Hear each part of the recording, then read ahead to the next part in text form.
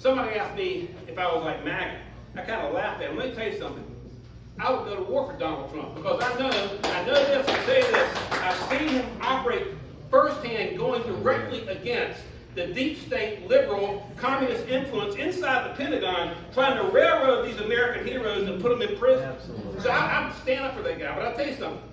If you guys have not seen the 90-minute interview the president did with Joe Rogan, how many of y'all seen that? If you haven't, go back and watch the whole thing. It takes you 2 or 3 sittings to watch the whole thing. Because the level of respect for that guy that I have for the president shot through the roof when you realize the command that he has of history and of engineering and of politics and of monetary affairs. We are taught, for example, we have been taught to despise, not to like terrorists. But the president pointed out, and think about this, from the 1880s until 1913, during the period of the greatest industrial revolution in the United States of America, until the passage of the 13th Amendment, there was 0 income tax. The entire explosion took place under a tariff system. And if I go to the United States Senate, the first thing I'm going to do is I'm going to wage war against the Internal Revenue Service.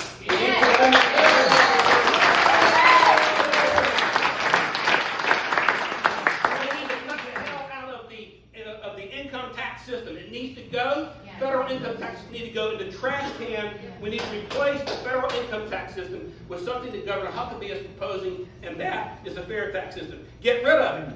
Listen, and I'm going to really close here in a second. One thing DOGE has shown us is this.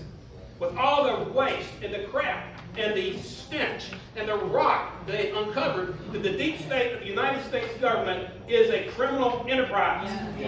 And we must wage war against the deep state, the administrative state, and we must take it down.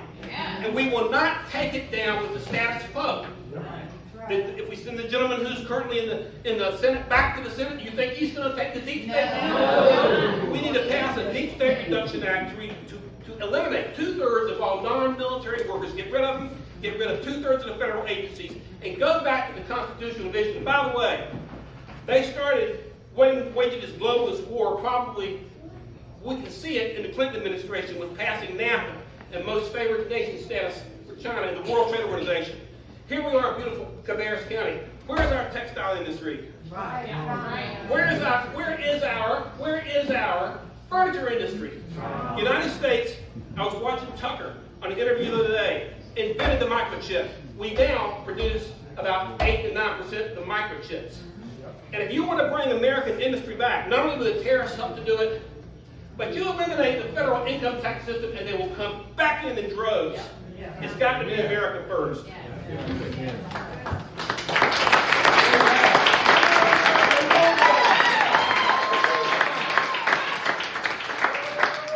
Finally, World War II. I'm a big student. I've written a few military books. Maybe some of you don't know that. In November of '42, the Brits had taken the beating.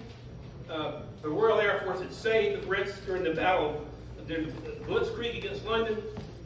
Our Marine Corps had gone into Guadalcanal. Our Navy had won at Midway, but the Brits needed to win on the ground.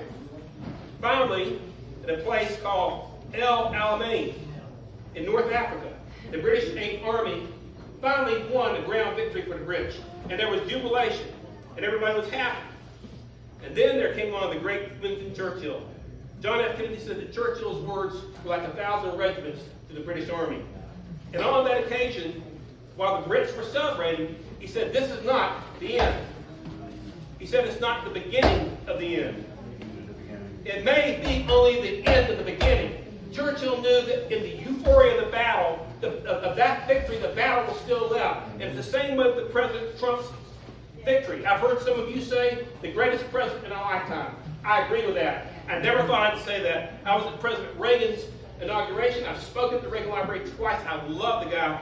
But Donald Trump is beyond anything that we have ever seen. We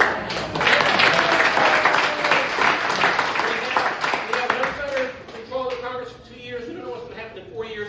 The next United States Senator will serve for 6 years after the end of the Trump administration. Are we going to take the torch of freedom into the future or settle for the status quo? Let's take the torch of freedom into the future. I need you, Cabarrus County. We need you. There's no I in team. There's no I in freedom. We need every one of you. We need to support our campaign. And I love you all. God bless.